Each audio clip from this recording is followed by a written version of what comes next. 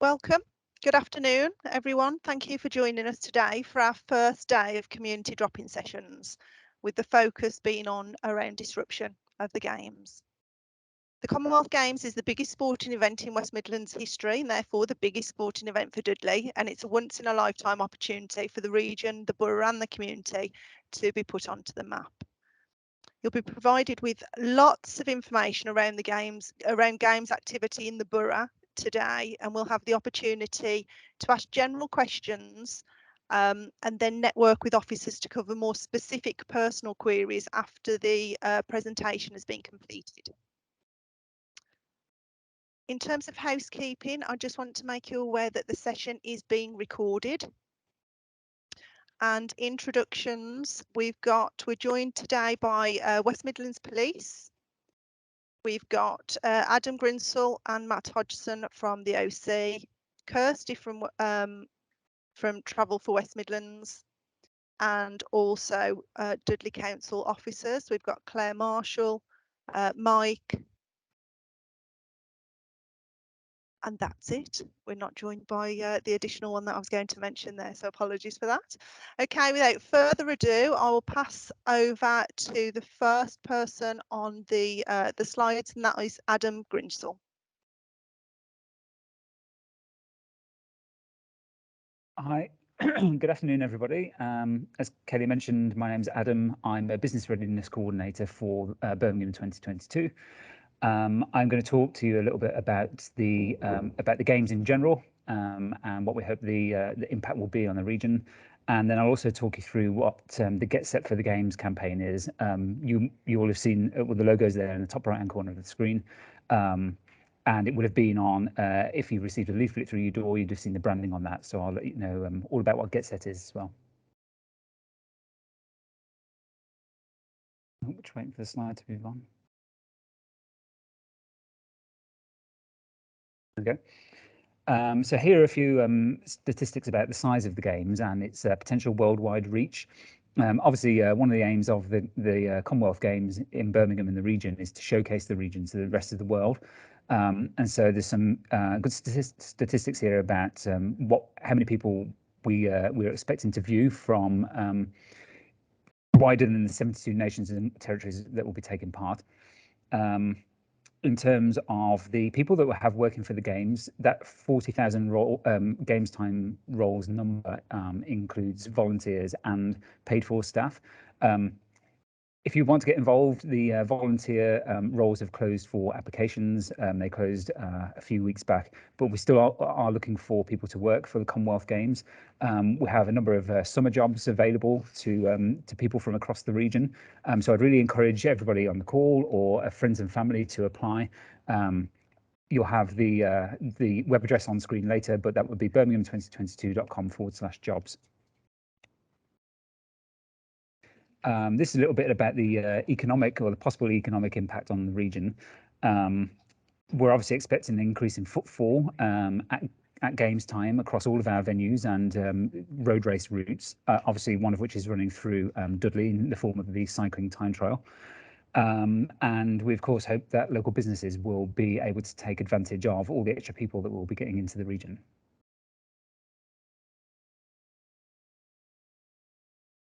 Something that I meant to mention on this slide is that we're pledging to be the first ever carbon neutral Games.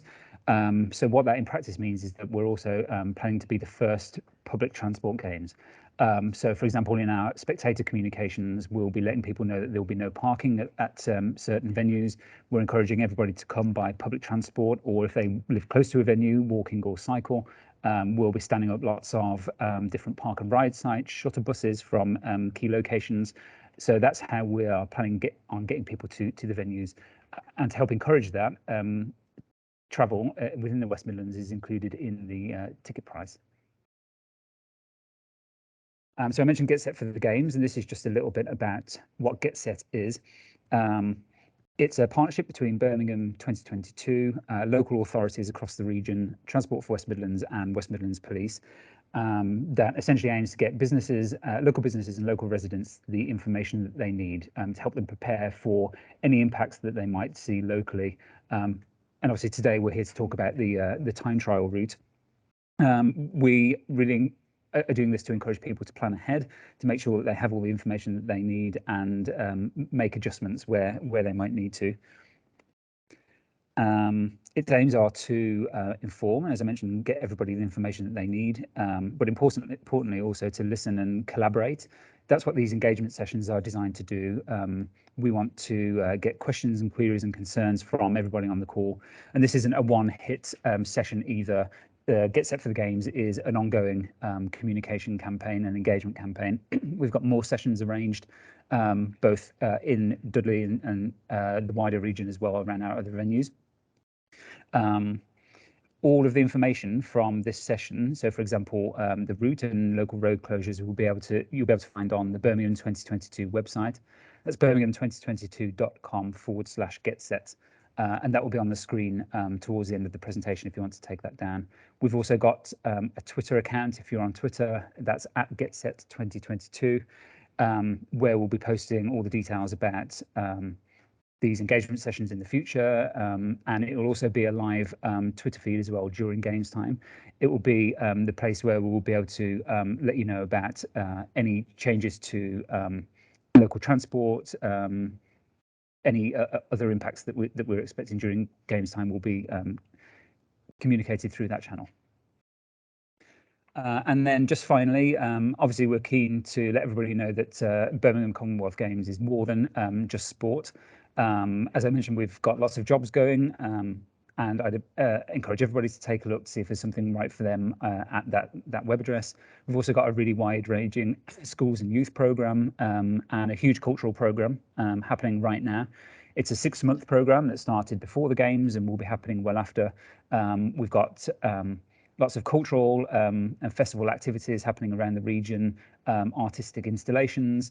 All of the information can be found on birmingham2022.com, and so I'd really encourage everybody to take a look and find out how you can take part. Thanks, Adam. Over to West Midlands Police then. My name is Inspector Donna Jones, and I'm the engagement lead for the Commonwealth Games for West Midlands Police. So if you can move to the first slide, there's only a couple. What you would expect, obviously, around an event of this size and scale is a security operation. We're very experienced at these, and it's been great having the partners to work alongside as well. But I guess my part of this is really just to explain what will we be doing and what can you expect to see, both at the Games and also as a resident and for your local communities that perhaps aren't as involved. So in terms of the Games itself, each of the Games venues has a dedicated police team. That goes wider than the venues, so that's event-led as well. So if you're looking at the cycling and the time trials as examples for yourselves, there is a bronze command team over that as well, and they're looking at every aspect of the security along the route and around the venue. And that isn't just about keeping those venues safe and secure, it's about keeping the residents safe and making them feel reassured as well. So it's very much a proactive stance. There are protective security searches. That's quite a mouthful to say, but in essence what it means is that we are already in the throes of that security operation. So for us, this isn't about delivery at the games time. It's about making sure that those venues are safe, that there's a gradual build-up of those resources, that we've got a very overt footprint at those resources so that the public can see us there from now and onwards throughout the games time. We have Project Servitor, some of you might be familiar. This is going to be rolled out across all of our high density footfall areas. So again, what does that mean in practice? That's our transport hubs, it's our town centres. These are high visibility officers who are out and about. They will be proactively speaking with members of the public, with businesses importantly as well, about how they can keep themselves safe. And Servitor is very much around a counter-terrorism measure. It's not something that is specific to games, it's something that runs in the background anyway, but obviously we are increasing and uplifting the number of those Servitor events. So the look and feel that you should have around the games time should be overt. We want to be visible to people, but it should be also reassuring. It shouldn't be that overt that it becomes it should be unobtrusive, I guess is what I'm saying really. But you will expect to see a range of officers, whether they're in uniform. There will be firearms officers deployed, traffic, dogs, etc. So that we will be deploying the whole range of those.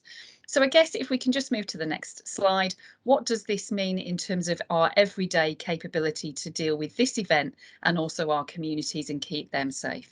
So currently there is a command structure in place on every one of our geographic neighbourhood teams. The senior officers have already completed their threat and risk. That was done by the end of last year. Those teams and commanders have got a series of tasks and actions to get into place, again being proactive around those threats and risks to try and get in preventative measures. So looking at things like the organised crime as an example. And again, what we have done is, apart from obviously, and you don't need to feel sorry for me, you know, no rest days during that period. Everyone has been moved on to 12-hour shifts in terms of our response and frontline resources. And we're also bringing in some 2,000 mutual aid officers, so officers coming in from across the country. So there is going to be a big uplift in ability to resource both the games and maintain that level of service. So those are the preventative plans that have been put in place. We're working with organised partners such as ROCU, so our regional organised crime as well. So there is much, you know, there are multiple strands, I guess, is what I'm saying to this, and they are all in place now prior to games, and you can expect to see that uplift going forwards through the summer. That's it for West Midlands Police. Thank you. Oh, we have got an extra slide. My apologies. So yeah, so we have been attending these events. I guess I should know the slides by now. So we are trying to get out to as many of these events as we can. We won't be at all of them. We do have neighbourhood teams representing them as well. We are that dedicated point of contact through the engagement team. That's working with the Get Set partners, and we'll be able to give you more information on that as we get closer to games again. And about this is really, as I've already said in those other slides, it's about delivering that safe and secure games for our, you know, the event itself, the businesses and the residents, as you would normally expect from us. Thank you, Adam.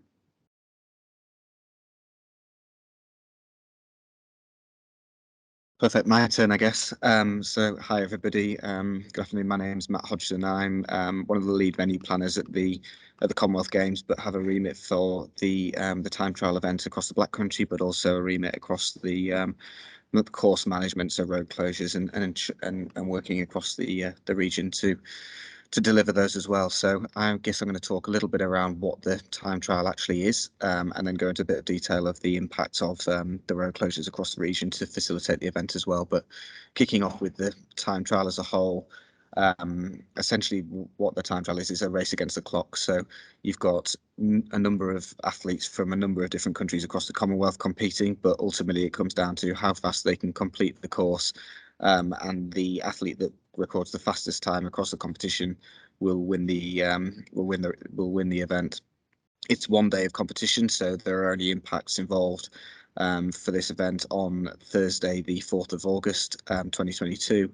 But within that day, there are 2 races taking place. So we've got the women's race that will be taking place from about 10 o'clock in the morning on that Thursday. And then in the afternoon, we've got the men's race, which will conclude probably just before 4 p.m. And as I said, kind of, there are no heats. It is straight into what we would, I guess, class as a final, although it's a race. And there are 2 medal events that come out of that. Just go to the next. Perfect. So in terms of the course, this is the public facing course that was announced a while ago, and we've got another impacts map to show you just shortly after. But in terms of the course and where the course goes, it starts in West Park, Wolverhampton. It goes straight through Wolverhampton city centre and then out and back along the Penn Road, and then it starts making its way towards Dudley. So it takes a left onto Gawthorne Hill. It heads south on Wolverhampton Road east down towards Sedgley. Sedgley is very much a focal point of the race because the race arrives in Sedgley from 3 different locations. So there is plenty of opportunity to see the race as it comes through there, at different stages of the race as well. From Sedgley, it continues down the Tipton Road and Sedgley Road, and right onto Birmingham New Road, and then it makes its way towards Dudley Town Centre via the Priory. It does a quick loop through the town centre to try and get into the heart of the town and show off the heart of Dudley itself, and then it makes its way back via the Broadway to walk back towards Sedgley. At that point, there are 2 different races taking place throughout the day. There is the men's race, which takes the additional loop down towards the Straits and Himley, and then back up past Wombourne, and then a right on towards Gospel End, and then the women's race, which follows the kind of white and pink dotted line directly from Sedgley to Gospel End before heading back up the Sedgley Road towards the Penn Road A449 and then back into West Park, Wolverhampton. So 2 loops essentially through the Dudley area, showing off as much of the Black Country as we can as we complete the two courses, which I think the men's is roughly 38 kilometres long and the women's is just under 29 kilometres long. In terms of the impacts, there are a number of things that we need to do in relation to the time trial to make sure that it's safe for our athletes, but also that we are ensuring the safety of all those that want to come and watch the event and the public in the area as well. So there's a huge amount of infrastructure that we have to put in place in terms of signage, barriers, a large amount of people in terms of stewards and volunteers across the whole course to help manage the operation as the race takes place. And that does mean that we have to implement a series of road closures across the whole course in order to facilitate it. The events are broadcast live on the BBC, so it's kind of crucial that we have everything set and ready to go at 10 a.m. for that broadcast to start and the races to start on time, which means the road closures will be in place for a period of time before those races take place. So the road closures that have been published start from around 5 o'clock in the morning, with the last road closure coming off at 6 p.m. in the evening. We will try and reduce that impact as much as we possibly can. We'll try and remove road closures as soon as we possibly can and open up key access routes to give as much access as possible back to the businesses and communities across the area, but very aware that this will cause some impacts to the local area and some disruption to the wider Black Country and South Staffordshire area as well. To try and minimise that, and it might be slightly difficult to see on these maps, but they are available online, and I'm sure we can share links and things after this session, but there are a number of crossing points that we've tried to put in place, particularly for those residents that are within the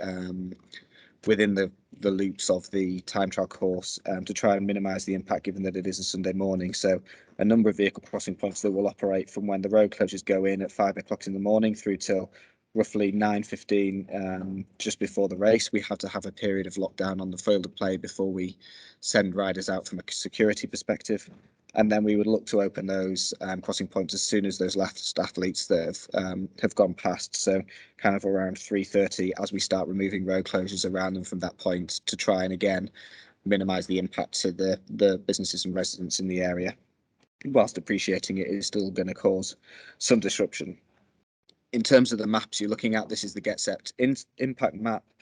Again, the purple and the red lines are the course, which will be fully closed to facilitate the race, and then the red and the yellow lines are slightly different in that the red is kind of where, once those road closures are in place, there's no vehicular access except during the crossing point operations, and then the orangey yellow colour is limited vehicle access, so you can physically get into those areas, but obviously the access is limited because once you get to those road closure points, you wouldn't be able to go any further again unless there was a vehicle crossing point in operation.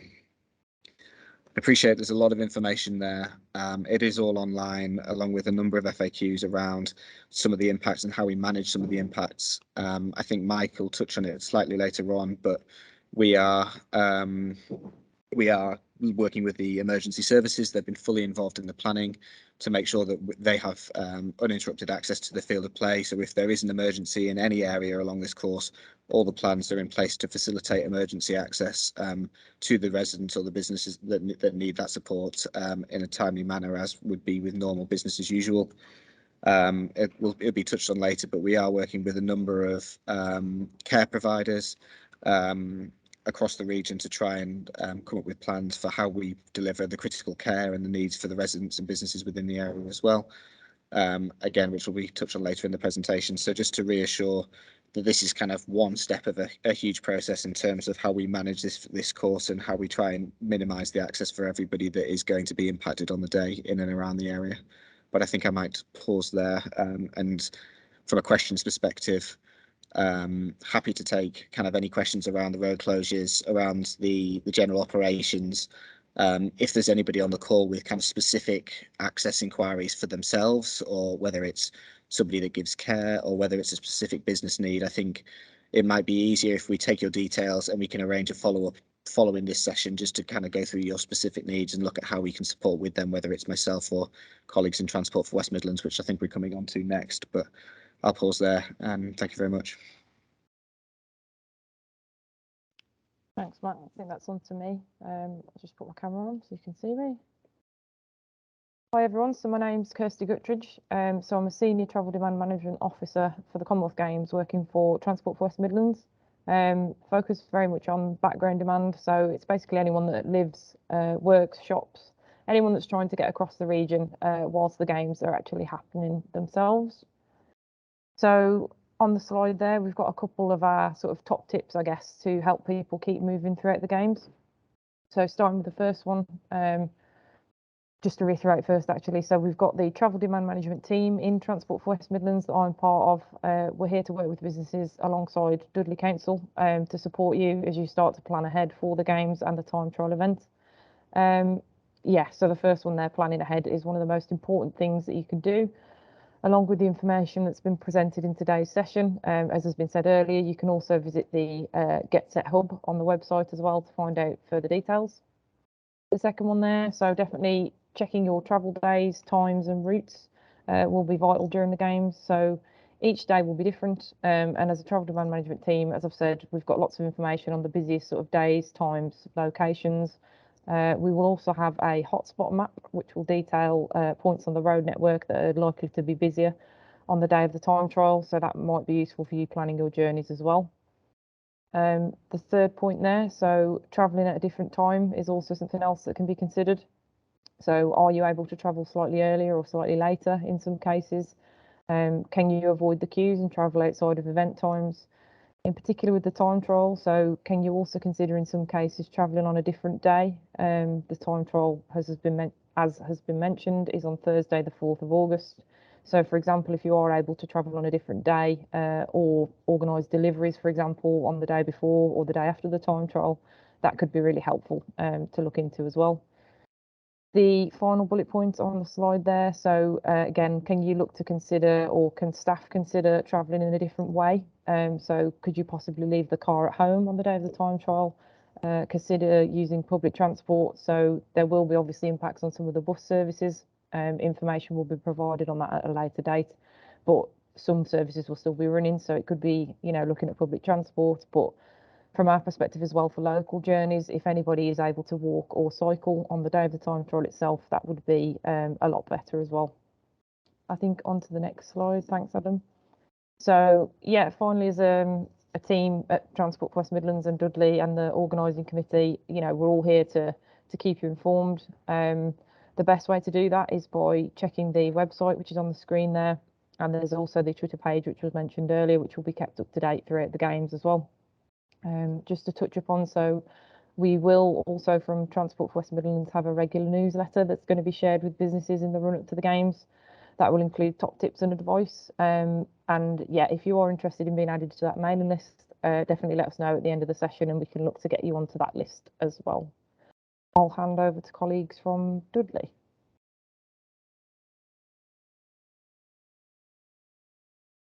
Thanks, Kirsty. Hi, everyone. My name's Claire Marshall. I'm the Marketing and Communications lead for the Commonwealth Games at Dudley Council. So I've just had an admit pop up on my screen. I'll try and keep this as brief as possible because we've got just a couple of local authority colleagues to speak, and obviously conscious of wanting to be able to respond to questions that you may have as well. So as we've stated, Dudley Borough is to host its first ever international event with the cycling time trial that comes through on the 4th of August. We're working closely with the Birmingham 2022 organising committee, Transport for West Midlands and the other Black Country local authorities, as well as South Staffordshire.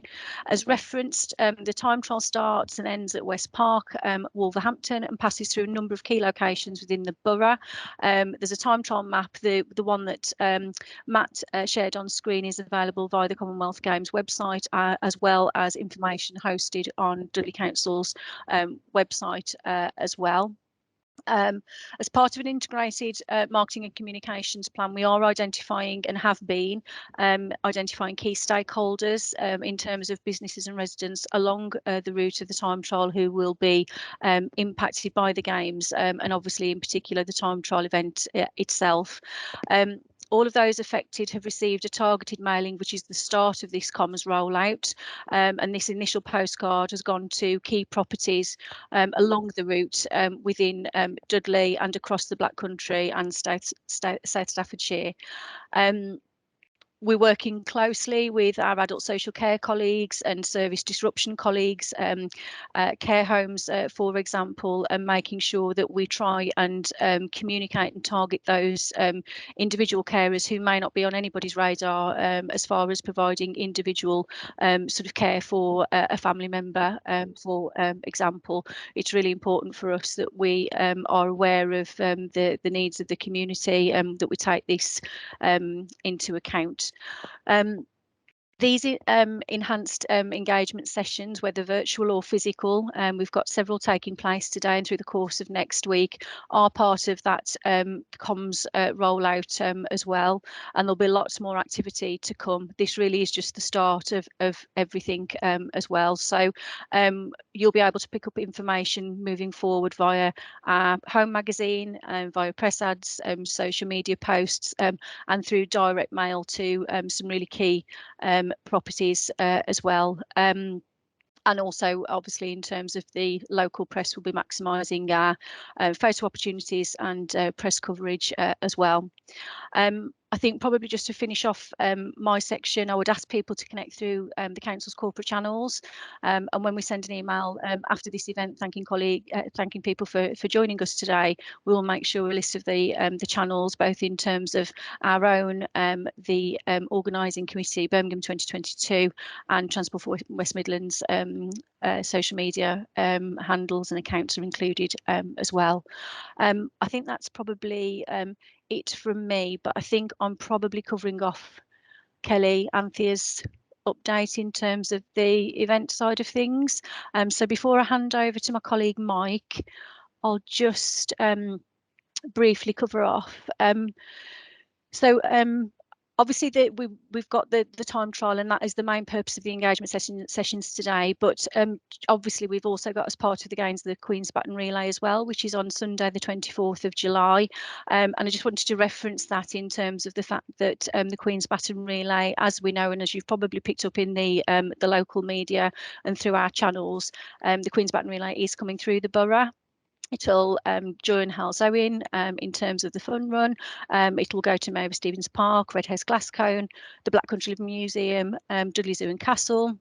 And then it'll culminate in an event at the waterfront, probably an evening celebration there. So I just wanted to reference that, and there'll be more information once we've got further details pinned down, timings, etc. We'll be coming out to let you know more information about that. In relation to the festival sites attached to the time trial, these are yet to be confirmed, but we envisage these will take place between the 1st and the 7th of August from 12 till 7 p.m. The festival sites will take place across the borough, providing outdoor screenings of the games. They'll be free to access, and they'll take place in conjunction with Play Week this year. So there'll be lots of activities for children to try and keep them entertained. Food and beverage units will also be available as well, with a wide range of refreshments. The sites for those are on the 1st of August, the Hunting Tree Park in Housekeeping, on the 2nd of August, Silver Jubilee Park in Coseley, the 3rd of August, Mary Stevens Park in Stourbridge, the 5th of August, the Dell Stadium, Brierley Hill, the 6th of August, Stevens Park, Quarry Bank, and the 7th of August, Himley Hall. And obviously our website will be updated with all of that information, and as I say, we'll be coming back out to you with that detail as soon as we can. In terms of the activation sites around the race, the time trial race on the 4th of August, the time trial race will be coming through Dudley and Sedgley. So support this, we'll be providing free accessible events for families to enjoy and watch the race as it's coming through. The two activation sites, they're called, are Vickers Street Gardens in Sedgley and Stone Street Square in Dudley. Each location will have a large screen, seating and activities for kids to have a go at, and there'll also be a stage and compare to create atmosphere and keep people up to date as and when the cyclists are on the route. Full risk assessment, security, first aid and staffing will be in place for all of the events, and letters will be issued to all local residents and businesses affected by the events in due course. I appreciate I've rattled through that, but obviously we will make sure that this information is sent through to you, and we'll keep you updated as we move forward with the planning. And I think I'm probably handing over to Mike. Thanks, Claire. My name's Mike Bosworth. I'm the Highways Asset Manager for Dudley Council, and I've been working on the Commonwealth Games for about the last 4 years, odd and off. My purpose at the moment is I'm working very closely with Matt regarding the time trial and the road closures, and trying to sort of minimise the impact on the residents. There will be, from our point of view, there is going to be major disruption, but we're trying to maintain as much as possible business as usual. And hopefully we can, moving forward now, we can work with, all the residents, businesses, to try and hopefully resolve any issues that you have, regarding business as usual on the day. Although at the end of the day, we accept there is going to be major disruption, but we'll mitigate where we can.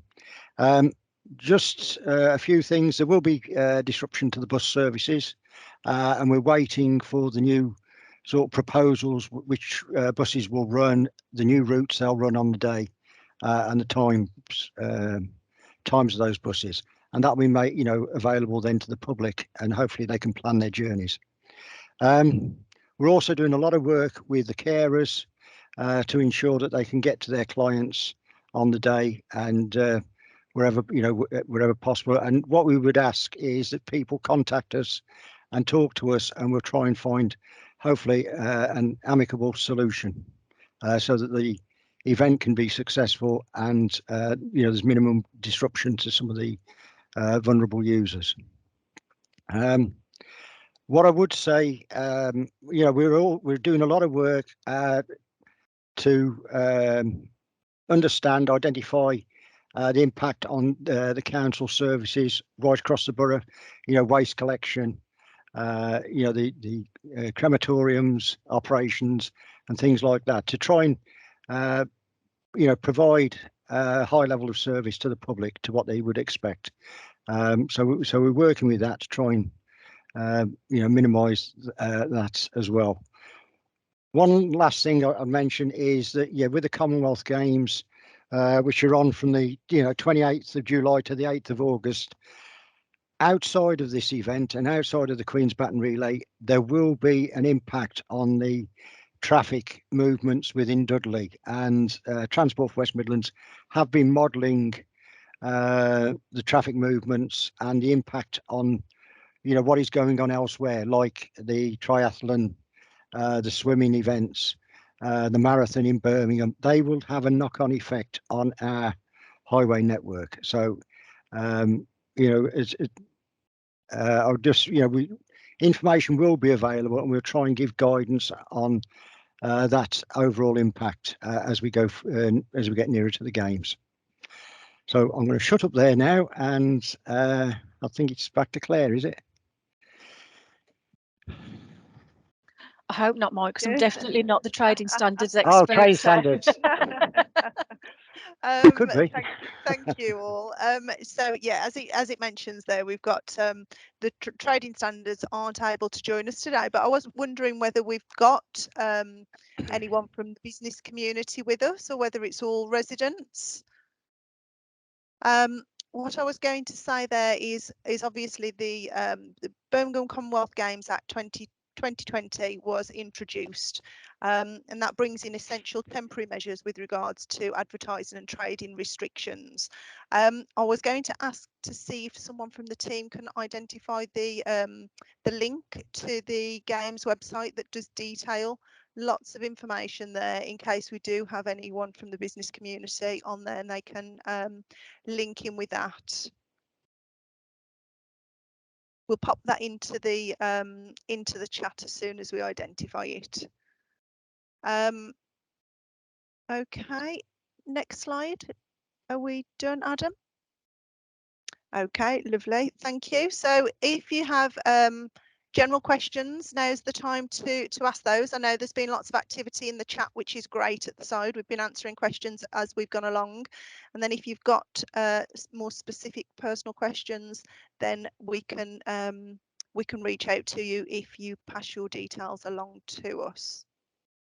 Thank you, Matt. Matt's just put the links in the chat there. Okay, opening it up to anyone with general questions. So we've got a question there. We have a business on Parsons Street. Will we be able to access this by foot or road on the day? I'm sure Matt or Mike will be on the case and checking this out for you. Go on, Mike, you go. Yeah, okay. Parsons Street at the moment is one way from Wolverhampton Street down to St James's Road. The road will in fact be made in a sense two-way on the day of the trial, and it will be for access only. So we'll allow vehicles to go down to service the premises down there and being able to turn around and come out again. And it'll come back up onto Wolverhampton Street. Yes. So hopefully that answers your question, your query. Thank you. Any others? Okay. I think that looks like that might be all in terms of queries. So we will leave it there. As Claire's mentioned, there'll be lots of information added to the website, and there's lots of information already available on the council's website and also the organising committee's site. So thank you very much for joining us today, and we'll obviously be reaching out to residents and businesses moving forwards. Thank you.